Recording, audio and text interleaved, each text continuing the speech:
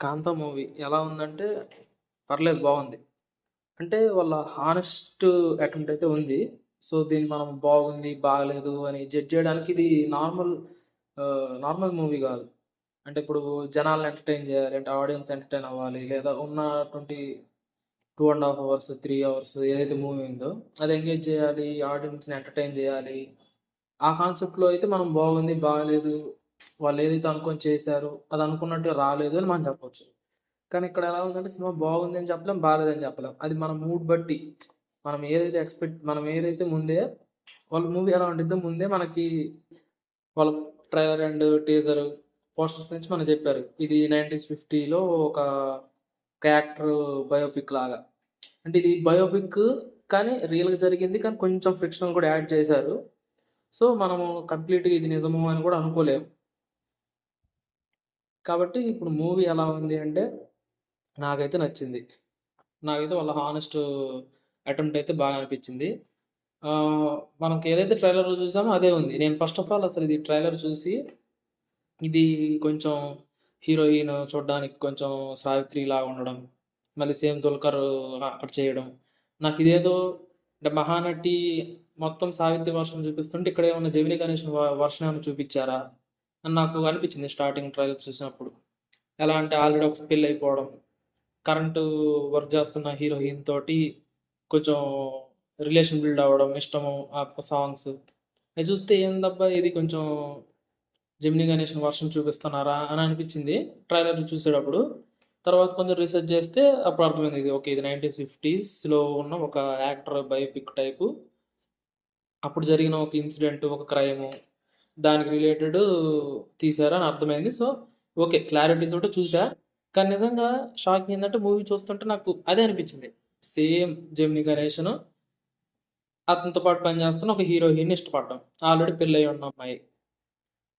Same అంతే ఉంది. కాకపోతే మూవీ అయితే ఫస్ట్ హాఫ్ మొత్తం ఒకలా ఉంటది. సెకండ్ హాఫ్ మొత్తం ఒకలా ఉంటది. సో, ఫస్ట్ హాఫ్ ఏంటంటే మంచిగా ఒక షూటింగ్ జరుగుతున్నప్పుడు అక్కడ కాన్‌ఫ్లిక్ట్‌లు ఏంటి? అసలు ప్రెజెంట్ ఏం జరుగుతుంది? అక్కడ వాళ్ళ సిట్యుయేషన్ అనేది ఉంది. సెకండ్ హాఫ్ మొత్తం టర్న్ అయిపోద్దనమాట. ఒక సస్పెన్స్, ఒక మర్డర్ మిస్టరీ అదైతే మాత్రం అప్రిషియేట్ జేయాలి అసలు. సెకండ్ హాఫ్ మొత్తం నేను చాలా క్యూరియస్‌గా ఒక ఎంథూసియాజంతో వెయిట్ చేశా. అసలు చాలా బాగా అనిపించింది. అది వాళ్ళు వెయిట్ చేయడమైనా, మనల్ని ఎవరు ఇంతకి ఏంటి అనేది మనకి క్యూరియాసిటీ అయితే బిల్డ్ చేసింది. నాకది చాలా బా నచ్చింది. ఇప్పుడు అంటే ల్యాగ్ అనిపిస్తది. ఎప్పుడనిపిస్తది? మనం ఎంటర్‌టైన్ అవ్వడానికెళ్తే అనిపిస్తది. కానీ మనం ఆల్రెడీ ఇదొక సినిమా 1950లో జరిగిన ఒక రియల్ ఇన్సిడెంట్. దాని నుంచి వాళ్ళు ఒక స్టోరీలా రాశారు. అసలు యాక్చువల్‌గా ఇది ఒకవేళ పేపర్ మీద చూస్తే ఇది బోరింగ్‌గానే ఉండిద్దని పేపర్ మీదనే తెలిసిపోద్ది. అయినా కూడా వీళ్ళు సినిమా చేయడం, ఆ సినిమా చాలా ఎంగేజింగ్‌గా. ఊహిస్తే ఇది నిజంగానే కొంచెం ల్యాగ్ అనిపియొచ్చు. కానీ అంత ల్యాగ్ కాన్సెప్ట్‌ని కూడా ఈళ్ళింత బాగా మంచిగా ఎంగేజింగ్‌గా, ఒక గ్రిప్పింగ్‌గా ఇప్పుడు మనం ఒక సినిమాకెళ్ళాము. సినిమా చూడడానికి కూర్చుంటే సినిమా బావుంటది. మనకి మైండ్‌లో వేరే పనులుండి, ఈ అర్జెంట్‌గా ఈ మూవీ అయిపోతే ఇంకో పనేదో చేయాలని మైండ్‌లో పెట్టుకుంటే, ఈ మూవీ ఎప్పుడైపోద్దిరా బాబు అనే ఫీలింగొస్తది. సో, నేనైతే ఫ్రీ ఓపెన్ మైండెడ్‌తో చాలా పీస్‌ఫుల్‌గా ఎళ్ళా. చూసాను. నాకు బాగా అనిపిచ్చింది. సో, ఇక్కడ ఇంకా ప్లస్ పాయింట్ ఏందంటే, సినిమా బావుంది. ఇంకా ప్లస్ పాయింట్ అంటే అసలు 'దుల్కర్' ఎప్పట్లానే అసలు యాక్టింగ్ ఇరగదీసేసిండు. ఇక హీరోయిన్‌గా చేసిన 'భాగ్యశ్రీ' అయితే సూపర్! బా చేసింది. ఆవిడ ఫస్ట్ కాస్ట్ అయిన సినిమా ఇది. కానీ రిలీజ్ మాత్రం ఒక 2, 3 మూవీస్ తర్వాత అయింది అని కొన్ని ఇంటర్వ్యూస్, రానా వాళ్ళ ఇంటర్వ్యూస్‌లో చూస్తే తెలుస్తది. భాగ్యశ్రీ అదే అనిపిచ్చింది. ఆ యాక్టింగు, ట్రైలర్ అప్పుడు ఆ ఐబ్రోసు, ఆ చీర, ఆ హెయిర్ స్టైల్ మొత్తం సావిత్రిలాగా అనిపిచ్చింది. సో, ఆలోచిస్తే అప్పట్లో అందరూ ఒకేలాగా ఉండేవాళ్ళు. ఆ టైంలో మేకప్పు, ఆ టైంలో వాళ్ళ డ్రెస్సింగు, ఫ్యాషను అంతా ఒకేలా ఉంటది కాబట్టి మేబీ అలా అనిపించడంలో తప్పు లేదు. సో, మొత్తం సినిమా అయితే బా అనిపిచ్చింది.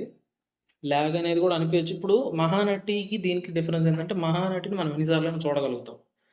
ఫస్ట్ ఆఫ్ ఆల్ 'మహానటి' అసలు మాస్టర్ పీసు. సూపరుంటది. ఆవిడ కథ గూడా, ఆవిడ లైఫ్ గూడా అట్లనే ఉంటది. మనం ఎక్స్‌పెక్ట్ చేయలేనట్టుగా అసలు ఇలా గూడా ఒకరి లైఫ్ ఇంత హైకెళ్ళి ఇంత డౌన్ అయిపోతారా? అంటే అక్కడ చాలా డ్రామా ఉంది. చాలా స్టోరీ ఉంది. సో, ఉన్న స్టోరీ చాలా స్టోరీని వాళ్ళు ఒక మూవీలా జేయడం ఇంకా కష్టం. చూపించడంగా చాలా ఉన్నా కూడా తక్కువ చూపించారనుకోవచ్చు. మనం 'మహానటిని' దీన్ని పోల్చుకోకూడదు. ఎందుకంటే అది వేరు, ఇది వేరు. కానీ 'మహానటి' మల్టిపుల్ వాచ్. మనం ఎన్ని సార్లైనా చూడొచ్చు. ఆ గొప్పతనం ఆ సినిమాకి అలా ఉంది. ఇది అన్ని సార్లు చూడలేకపోవచ్చు. 'రానా' సెకండ్ హాఫ్ ఎంట్రీ ఇస్తాడు. 'రానా' గూడా ఫుల్ ఎనర్జీ. అసలు 'రానా' వచ్చినప్పటి నుంచి మూవీ కొంచెం ఫన్ను, కొంచెం డ్రామా, కొంచెము సీరియస్‌నెస్. మూవీ సెకండ్ హాఫ్ కూడా మంచి గ్రిప్పింగ్‌గా బాగుంది. ల్యాగ్ అని అనేవాళ్ళు అయితే కొంచెం ఫస్ట్ హాఫ్ కొంచెం అనిపిస్తదేమో. నాకైతే ఆ ల్యాగ్ గూడా ఫీలింగ్ లేదు. ఎందుకంటే నేను ఫుల్ ఇన్వాల్వ్ అయ్యి చూసా. ఆ వరల్డ్‌లోకెళ్ళా. అక్కడ ఏం చూపిస్తున్నారు, ప్రతి క్యారెక్టర్ మధ్యలో ఉన్న వాళ్ళ కాన్‌ఫ్లిక్ట్, వాళ్ళ గొడవలు, వాళ్ళ కాన్వర్జేషన్‌లు. అంటే ఇప్పుడు 'మహానటి' మనం బాగా కనెక్ట్ అవుతాం. మేబీ ఇది నచ్చకపోవడానికి ఒకవేళ ఈ సినిమా 'కాంతా' అనేది ఎవరికైనా నచ్చకపోతే దానికి రీజన్ ఏమై ఉంటది? 'మహానటి' ఎందుకు నచ్చింది, ఇది ఎందుకు నచ్చలేదంటే మనం 'మహానటి'కి రిలేట్ అయ్యాం. మన 'సావిత్రిని' చూసాం. ఏది వాళ్ళు అంటే 'సావిత్రి' ఉన్న టైంలో ఉన్న ఏజ్ గ్రూపోళ్ళు అప్పుడు చూసారు. మనం జస్ట్ విన్నాం అట్‌లీస్ట్. ఒకవేళ మనం చూడకపోయినా వెంటనే మన పక్కన ఉన్నోళ్ళని అడిగితే ఏజ్ గ్రూప్ ఉన్నోళ్ళు, అవును అది ఇది అని చెప్పొచ్చు. మనకలా చెప్పేవాళ్ళు కూడా లేరు. సో, మనం రిలేట్ అయ్యాం అక్కడ. 'జెమినీ గణేషన్' అనేదైనా, 'సావిత్రి' అనేదైనా, ఇప్పుడు 'మాయాబజార్' సినిమాలో పెద్ద హిట్. చాలా ఫిల్మ్ స్కూల్స్‌లో, డైరెక్షన్ స్కూల్స్‌లో ఇప్పటికి కూడా 'మాయాబజార్' అనే దాన్ని చూపిచ్చి, గ్రాఫిక్స్ లేని టైంలోనే వాళ్ళంత బాగా చేయడం. ఆ ఘటోత్కచుడి కాన్సెప్ట్, యానిమేషన్ అనకూడదు. ఆ గ్రాఫిక్స్, ఆ స్వీట్స్ తినేది, ఆ బల్క్ అయ్యేది బాడీ అలా. అప్పట్లో టెక్నాలజీ ఉన్నదాన్ని వాళ్ళు అంత బాగా వాడారు అనేది ఎప్పుడైనా మాస్టర్ పీస్ ఎగ్జాంపుల్ ఒక టీచింగ్ చేయడానికి. సో, సేమ్ లైక్ దట్ మనం అయన్నీ మనకు తెలుసు. కాబట్టి మనం 'మహానటి' చూస్తుంటే రిలేట్ అవుతాం. అర్రే! ఇది అప్పుడిది గదా! నాగేశ్వరరావు సీన్ ఒకటుంటది. సో, ఈ మనం రియల్ సినిమాలు చూసాం. మనము 'సావిత్రి' గారు వర్క్ చేసిన సినిమాలు చూసాం. కానీ ఆ వర్క్ ఎనకాల ఉన్న షూటింగ్ టైమ్ ఎలా ఉంది అనేది చూస్తుంటే రిలేట్ అవుతాం. కాబట్టి 'మహానటి' ఇంకొంచెం ఎక్కువ డెప్త్ కనెక్ట్ అయిద్ది. ఇది మనకు తెలీదు. ఆ క్యారెక్టర్‌లలో ఉన్నోళ్ళెవరో తెలీదు. అక్కడ హీరోగా చేసిన 'దుల్కర్' ఎవరికి క్యారెక్టర్ చేశారో అతను తెలీదు. 'భాగ్యశ్రీ' చేసిన క్యారెక్టర్ తెలీదు. అక్కడ 'అయ్యా' అని చెప్పి డైరెక్టర్, సీనియర్ మోస్ట్ డైరెక్టర్ ఆయనెవరో తెలీదు. సో, మనం ఫస్ట్ ఆఫ్ ఆల్ రిలేట్ అవ్వము. కానీ రిలేట్ అవ్వము అని తెలిసే ముందే ఫిక్స్ అయిపోయి జస్ట్ మనం ఒక రియల్ స్టోరీ మనకు తెలియని ఎవరిదో స్టోరీ చూస్తున్నాం. ఇంగా తెలియంది చూస్తున్నాం కాబట్టి ఇంగా క్యూరియాసిటీ ఏం జరిగిద్దో తెలీదు కాబట్టి.